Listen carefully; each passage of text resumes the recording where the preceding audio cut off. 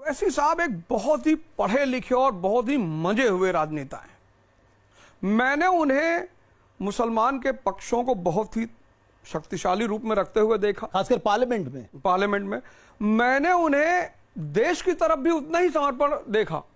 जैसे ऐसा नहीं है कि वो सिर्फ मुसलमान मुद्दों को ही शक्तिशाली तौर पे रखते हैं। ऑपरेशन सिंदूर में देखिए, ऑपरेशन सिंदूर में देश दुनिया में गए भाई भारत का पक्ष रखने के लिए। बिल्कुल। और अच्छी बात ये भारत सरकार ने भेजा उन्हें। बिल्कुल। और मैंने उनकी जब भी डिबेटें सुनी है, वो बड़े ही तार्किक किस्म के नेता हैं, पढ़े लिखे हैं, बहुत अच्छे बैरिस्टर है, शायद लंदन में पढ़े। तो राष्ट्रवाद और दबे कुचले का मुद्दा लेकर चलने वाले एक बहुत अच्छे नेता माने जाते हैं। अब तेजस्वी जी ने उन्हें चरमपंथी किस आधार पे कहा, ये तो वही जाने। बयान करते हैं। मेरे अजीज दोस्तों, आप जानते हैं कि नरेंद्र मोदी ने नीतीश कुमार के साथ मिलकर और यहां पर एक वक्फ का कानून दिल्ली में बनाया। एक काला कानून वक्फ का बनाकर नरेंद्र मोदी, नीतीश कुमार और लोजपा वाले मस्जिदों को छीनना चाहते हैं, दरगाहों और खानकाहों को छीनना चाहते हैं, कब्रिस्तान की जमीन पर कब्जा करना चाहते हैं।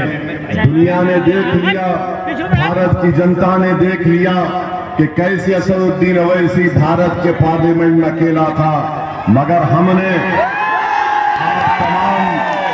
हमने आप तमाम की दुआओं की वजह से अल्लाह ने हम पर करम किया और हमने पार्लियामेंट में पूरे संविधान के दफात का हवाला देते हुए मोदी और नीतीश कुमार को बता दिया, तुम जो कानून बनाने जा रहे हो वो वक्फ को बचाने के लिए नहीं, वक्फ को लूटने और खत्म करने के लिए बना रहे हो। दुनिया ने देख लिया कि हमने अकेले खड़े होकर अल्हम्दुलिल्लाह बता दिया भाजपा को कि ये कानून बाबा साहेब अम्बेडकर के संविधान के खिलाफ है, और हमने उस कानून को फाड़ कर पार्लियामेंट के फर्श के ऊपर फेंक कर कहा ये कानून वक्फ को बचाने के लिए नहीं, मस्जिदों और दरगाहों और खानकाहों को छीनने के लिए बनाया जा रहा है। और आप ये भी जानते हैं कि नरेंद्र मोदी की का एक मंत्री क्या कहता है बिहार में कि मुसलमान नमक हराम है। अरे बताओ, जब अंग्रेजों से लड़ने की लड़ाई चंपारण में हो रही थी गांधी के साथ, जब गांधी ने कहा कि हम नमक नहीं बनाएंगे, नमक का एहतजाज हो रहा था, ये जो बीजेपी का मिनिस्टर और आरएसएस वाले हैं, ये उस वक्त अंग्रेजों से नमक हलाली कर रहे थे और अंग्रेजों के तलवे चाट रहे थे।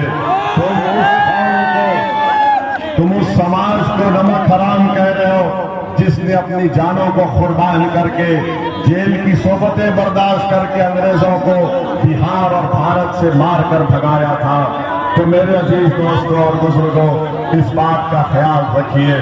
दूसरी जानिब गठबंधन है, हम गठबंधन से बात किए, हम गठबंधन से लेटर लिखे अख्तर ईमान कि आप हमको शामिल कर लीजिए और 6 सीट हमको दीजिए, मगर गठबंधन के लोग तैयार नहीं हुए। मेरे अजीज दोस्तों और बुजुर्गों, आप जानते हैं कि पिछली मर्तबा 5 विधायक मजलिस इत्तेहादुल मुस्लिमीन के आपकी दुआओं से और सीमांचल की जनता की मेहनत की बिना पर कामयाब हो। 4 विधायक को उन्होंने तोड़ लिया। एक अख्तर ईमान थे और एक अख्तर ईमान ने बेबाकी के साथ गरीब और मजलूम अवाम की आवाज को बिहार की विधानसभा में उठाया। एक अख्तर ईमान बीजेपी और नीतीश कुमार के जुल्म के खिलाफ आवाज उठाई और इंसाफ का मुतालबा अगर कोई बिहार की विधानसभा में कोई विधायक कर रहा था तो उसका नाम अख्तर ईमान था। मेरे अजीज दोस्तों और बुजुर्गों, हमारे 4 विधायक को क्यों हमसे तोड़ा गया, क्यों आपके विश्वास को तोड़ने की कोशिश की गई? इनको उन 4 विधायक से मोहब्बत नहीं थी, उनको दुश्मनी थी उस जनता से जिन्होंने अपने वोट और अपनी दुआओं और कुर्बानियों से मजलिस के विधायक को कामयाब किया था। ये नहीं चाहते थे कि 17% जनता की एक आजाद सियासी लीडरशिप पैदा हो जाए।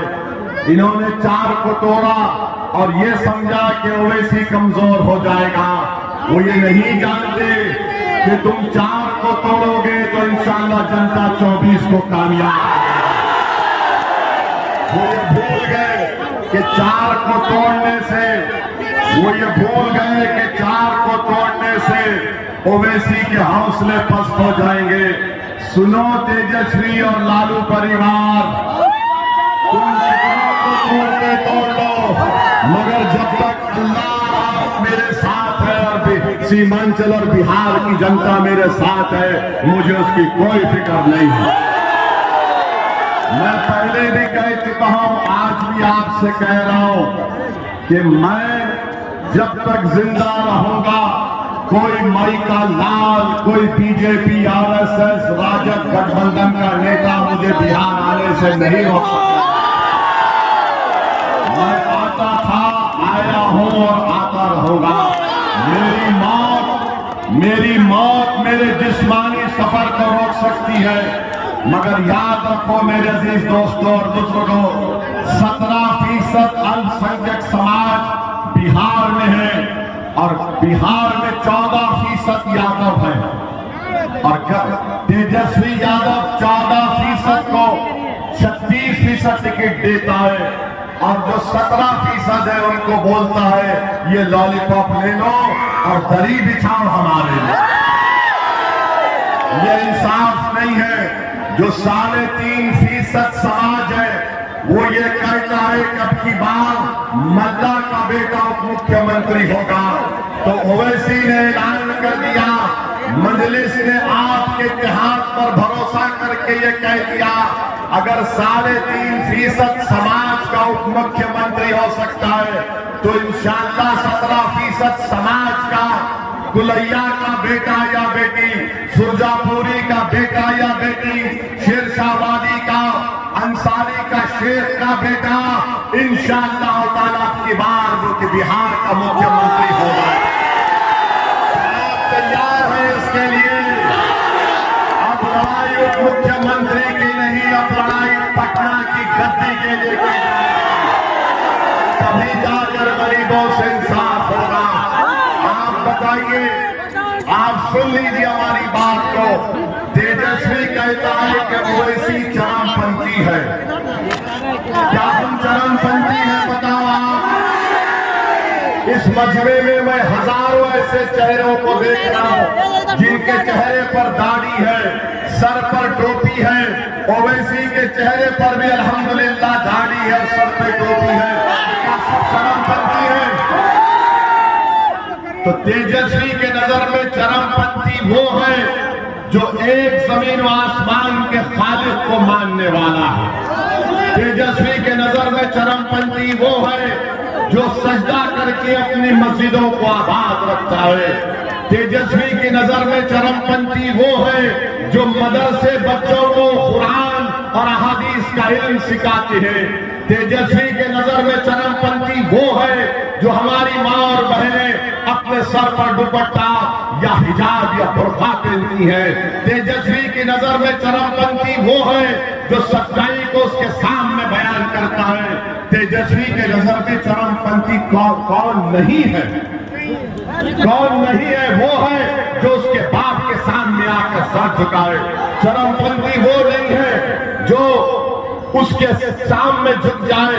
चरमपंथी वो नहीं है जो नमाज नहीं पढ़ता। चरमपंथी वो नहीं है जिसके चेहरे पर दाढ़ी या सर पे टोपी नहीं है। चरमपंथी वो नहीं है जो अपने मस्जिदों को, इबादतगाहों को भूल जाए। सुनो तेजस्वी, इस बिहार में सबसे बड़ा चरमपंथी का मिसाल तुम्हारा बाप और तुम हो गया। तुममें इतना चरमपंथी आ गया है कि 14% समाज को तुम 36% टिकट देते हो।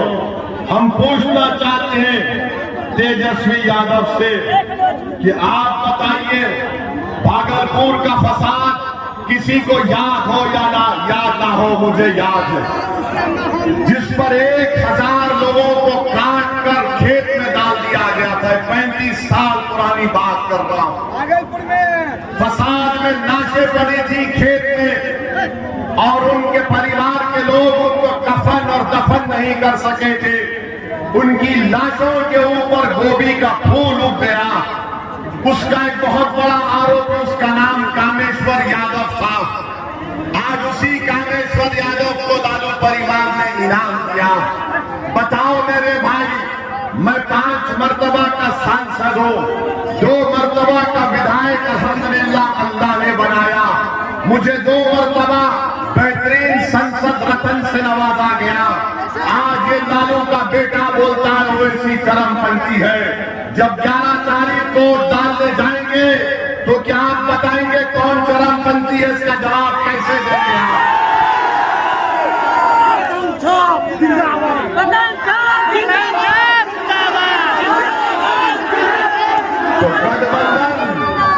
तो गठबंधन अच्छा, भागलपुर का जब फसाद हो रहा था यहां पर कि कौन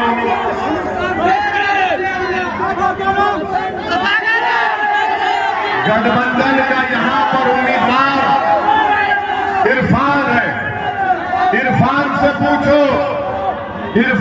पूछो कि भागलपुर का जब फसाद हुआ था, नरसिंहार हुआ था, तो क्या इरफान तुम्हारी पार्टी सत्ता में नहीं थी?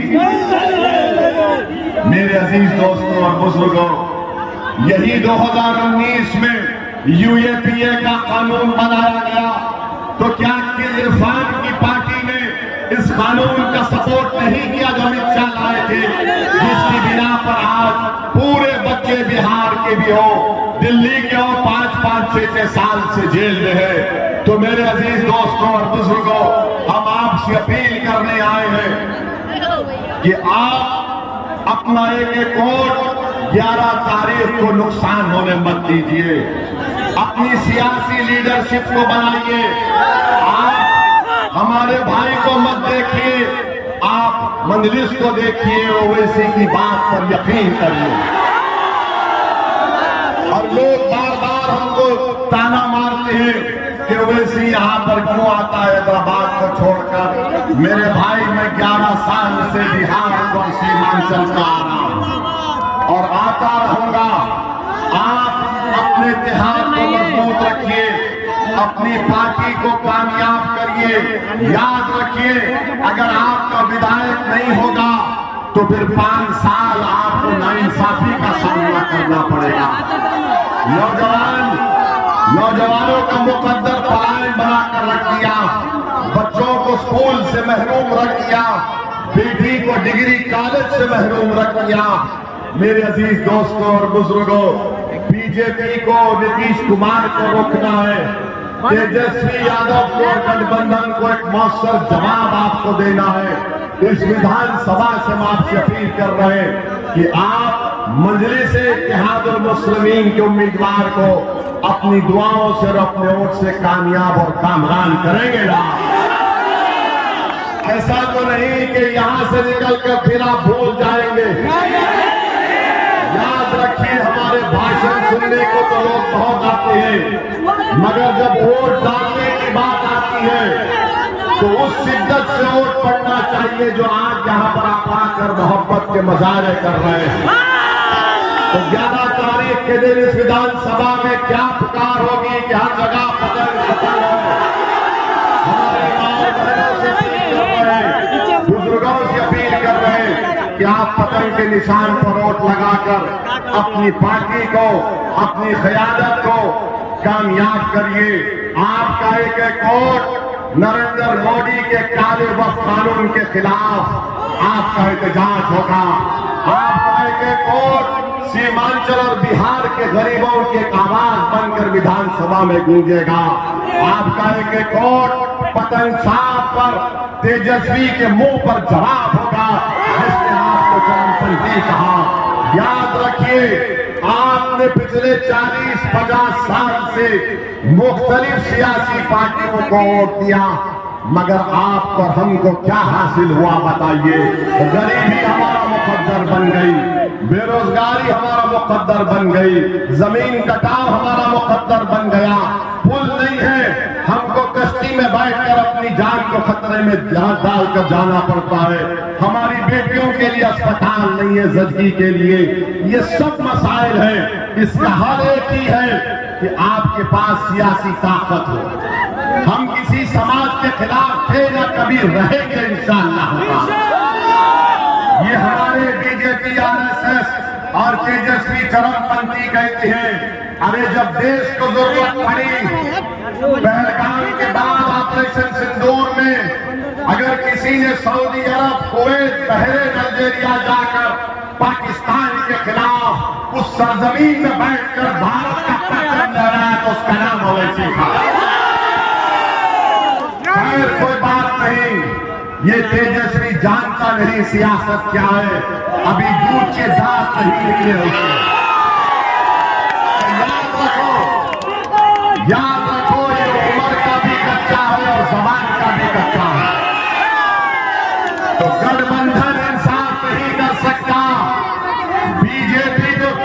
बीजेपी और नीतीश कुमार को अलग ऐलान कह रहे हैं कि अब हिंदू राष्ट्र बनाएंगे, तो ऐसे माहौल में आपसे मैं अपील कर रहा हूं कि आप जो मजलिस और चंद्रशेखर आजाद और स्वामी प्रसाद मौर्य ने मिलकर हमने जो अलायंस बनाया जीडीए का, आप उन उम्मीदवारों को कामयाब करिए। आप आए, आपका बहुत बहुत शुक्रिया। 11 तारीख के दिन अपना एक अकाउंट पतंग पर बटन दबाकर अपने इत्तेहाद का सबूत दीजिए। हम आपसे अपील करना चाह रहे हैं कि हेलीकॉप्टर दोबारा आएगा, खुदा के लिए इतने करीब मत जाइए, आपके जान को खतरा हो सकता है। ऐसा मत करिए, दूर से जहां पर वो बना दिया गया उससे पीछे हटकर आप वहां पर रहिए। ड्रोन मत चलाइए, ये ड्रोन को बंद करिए, ये ड्रोन को बंद करिए। जब हेलीकॉप्टर आएगा तो हमारे साथ नारा लगाइए, हमारा इतिहास जिंदाबाद, हमारा इतिहास जिंदाबाद, हमारा इतिहास जिंदाबाद, मजलिस इत्तेहादुल मुस्लिमीन जिंदाबाद, मजलिस इत्तेहादुल मुस्लिमीन जिंदाबाद, नारे तकबीर, नारे तकबीर। अस्सलाम वालेकुम व रहमतुल्लाहि व बरकातहू।